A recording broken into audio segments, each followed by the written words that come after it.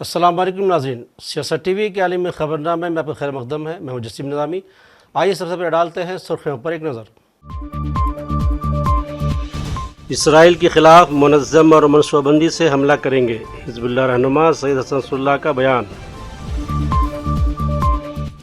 اسرائیلی حکومت کے ساتھ بالواسطہ مذاکرات کا آغاز مستقل جنگ بندی کے موضوع سے ہوا، نتن یاہو جنگ بندی نہیں چاہتے، حماس سربراہ اسامہ حمدان کا بیان۔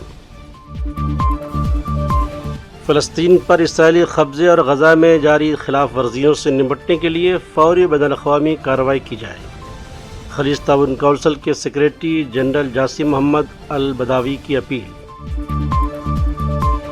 اور بلوچستان میں انتہا پسندی کے مختلف واقعات، کم سے کم 23 افراد ہلاک۔ تو یہ تھی سرخیاں، اب خبریں تفصیل سے۔ حزب اللہ کے رہنما سید حسن نصر اللہ نے کہا ہے کہ ان کی تنظیم مقتول کمانڈر کا انتقام لینے کے لیے مزید حملوں سے قبل اسرائیلی فوجی اہداف پر راکٹ اور ڈرون حملوں کے اثرات کو جائزہ لے گی۔ لبنان کی مسلح تنظیم کے رہنما نے ٹیلی ویژن خطاب میں کہا کہ وہ منصوبہ بندی کے مطابق حملہ کرنے میں کامیاب رہے ہیں۔ انہوں نے اسرائیلی فوج کے ان بیانات کو بھی تردید کی کہ پیشگی حملوں نے تنظیم کے بڑے حملے کو روک دیا تھا۔ حسن نصر اللہ نے حزب اللہ اور اسرائیل کے درمیان بڑے حملوں کے تقریباً 12 گھنٹے کے بعد بات کرتے ہوئے کہا کہ تنظیم نے جان بوجھ کر بن گورین ایئرپورٹ سمیت شہریوں یا عوامی انفراسٹرکچر کو نشانہ بنانے سے گریز کیا۔ انہوں نے کہا کہ تنظیم کا اصل ہدف اسرائیلی سرزمین کے اندر تقریباً 110 کلومیٹر کے اندر ایک ملٹری انٹیلیجنس بیس تھا۔ یہ اب تک اسرائیل کے اندر سب سے بڑا حملہ ہے، جو تل ابیب سے صرف 1.5 کلومیٹر کے شمال میں ہے۔ حسن نصر اللہ نے کہنا تھا کہ اگر یہ کافی نہیں ہوا تو پھر ہمارے پاس ایک اور جوابی کارروائی کرنے کا حق حاصل ہے۔ اس سے قبل اسرائیلی فوج وزارت دفاع نے ایک ویڈیو اور تصاویر جاری کرتے ہوئے دعویٰ کیا کہ یہ ثبوت جنوبی لبنان میں حزب اللہ کے ٹھکانوں پر حملوں کے ہیں۔ ویڈیو کلپ میں لڑاکا ہیلی کاپٹر کے ذریعے، ڈرون طیارے کو اور حملوں کے ذریعے وائرلیس رابطوں کو روکے جانے کے علاوہ لبنانی فضاؤں میں اسرائیلی طیاروں کو ایندھن کی دوبارہ فراہمی کے مناظر دیکھے جا سکتے ہیں۔ اسرائیلی فوج نے گزشتہ روز اعلان کیا تھا کہ حزب اللہ کے خلاف اس بڑے حملے کی کارروائی میں 100 کے قریب لڑاکا طیاروں نے حصہ لیا۔ مزید یہ کہ حزب اللہ کے زیر انتظام سینکڑوں میزائل لانچر بھی تباہ کر دیے گئے ہیں۔ امریکہ نے حزب اللہ کے حربی سامان اور ٹھکانوں کے حوالے سے انٹیلیجنس معلومات اسرائیل کو فراہم کی ہیں۔ ادھر ایران کے وزیر خارجہ عباس عراقچی نے کہا ہے کہ 31 جولائی کو حماس کے سربراہ اسماعیل ہنیہ کی تہران میں شہادت پر ان کے ملک کا جواب ناگزیر ہے۔ اپنے اطالوی منصب کے ساتھ ٹیلی فون پر رابطے میں انہوں نے واضح کیا کہ تہران میں اسرائیل کے دہشت گرد حملے پر ایران کا رد عمل ناگزیر ہے، تاہم یہ سوچ سمجھ کر ہوگا۔ یعنی وزیر خارجہ کے مطابق تہران ٹکراؤ سے نہیں ڈرتا، تاہم اسرائیل کے برعکس وہ اس کی کوشش نہیں کرتا۔ ادھر کئی اسرائیلی اور امریکی ذمہ داران نے غالب گمان ظاہر کیا ہے کہ اتوار کی صبح حزب اللہ کی جانب سے ہونے والے حملے میں محض پہلا دور ہے۔ انہوں نے کہا کہ کئی ہفتوں کی تاخیر کے باوجود جوابی کارروائی آئندہ چند روز یا ہفتوں میں سامنے آ جائے گی۔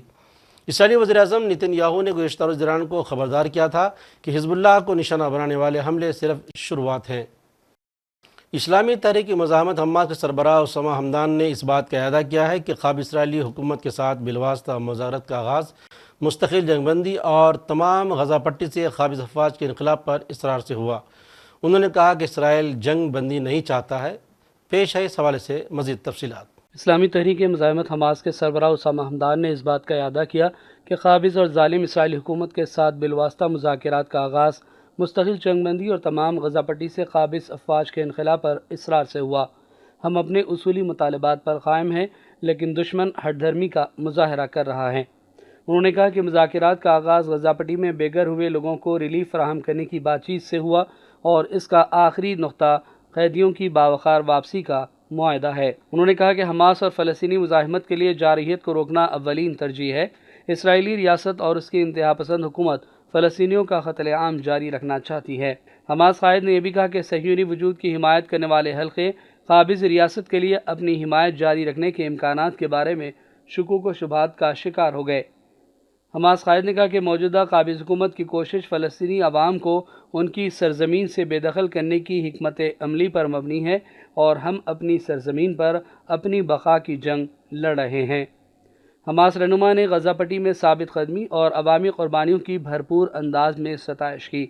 انہوں نے کہا کہ فلسطینی مزاحمت فلسطینی عوام کی یہ دولت ہے۔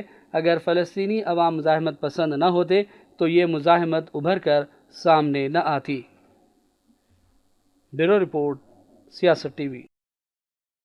خلیج تعاون کونسل GCC کے سیکریٹری جنرل جاسم محمد البداوی نے فلسطین پر اسرائیلی قبضے اور غزہ میں جاری خلاف ورزیوں سے نمٹنے کے لیے فوری بین الاقوامی کارروائی کا مطالبہ کیا ہے، جو ان کے نزدیک شرق اوسط میں بڑھتے ہوئے بحرانوں کے بنیادی محرکات ہیں۔ البداوی نے عالمی رہنما پر زور دیا کہ وہ اسرائیلی قبضے کا مقابلہ کریں اور ایک آزاد فلسطینی ریاست کے قیام کی حمایت کریں جس کا دارالحکومت مشرقی یروشلم ہو۔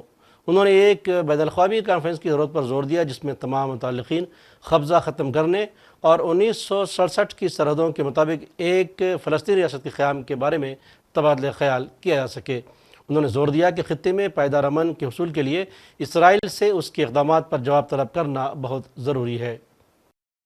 اسرائیلی فورسز نے وسط غزہ میں بے گھر فلسطینیوں کو پناہ دینے والے ایک اور اسکول پر بمباری کر دی، جس کے ایک دن کے بعد لوگوں کو الاقصی شہداء اسپتال کے قریب علاقوں سے انخلاء کا حکم دیا گیا، جو علاقے میں کام کرنے والی آخری طبی سہولت ہے۔ اس دوران اقوام متحدہ کے سربراہ انطونیو گوتریس نے لبنان کی جنوبی سرحد پر اسرائیل اور حزب اللہ کے درمیان شدید فائرنگ کے تبادلے کے بعد فوری طور پر کشیدگی کم کرنے کی اپیل کی ہے۔ واضح ہے کہ اسرائیلی حملے اور جواب میں حزب اللہ کی کارروائیوں کے درمیان خطے میں کشیدگی بڑھ گئی ہے۔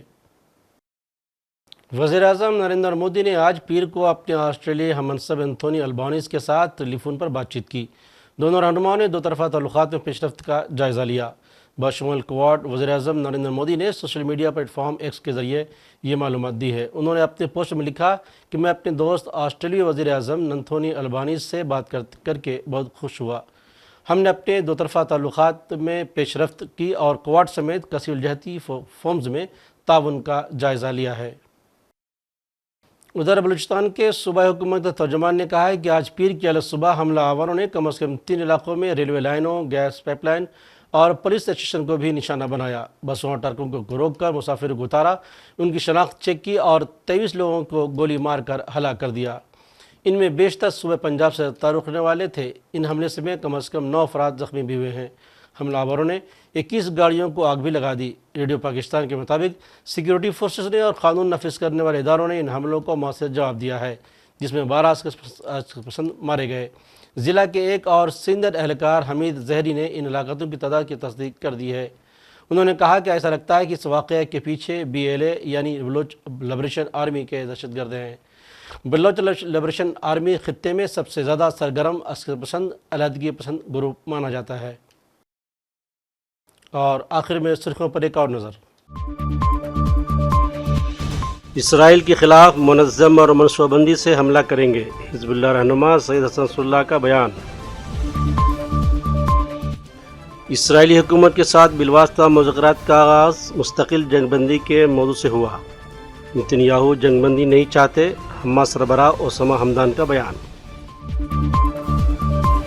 فلسطین پر اسرائیلی قبضے اور غزہ میں جاری خلاف ورزیوں سے نمٹنے کے لیے فوری بین الاقوامی کارروائی کی جائے، خلیج تعاون کونسل کے سیکریٹری جنرل جاسم محمد البداوی کی اپیل۔ اور بلوچستان میں انتہا پسندی کے مختلف واقعات، کم سے کم 23 افراد ہلاک۔ تو ناظرین، سیاست ٹی وی کے عالمی خبرنامے میں آج بس اتنا ہی۔ مزید اپڈیٹس کے لیے آپ بنے رہے سیاست ٹی وی کے ساتھ، اور مجھے اور سیاست ٹی وی کی پوری ٹیم کو دیجیے اجازت۔ اللہ حافظ۔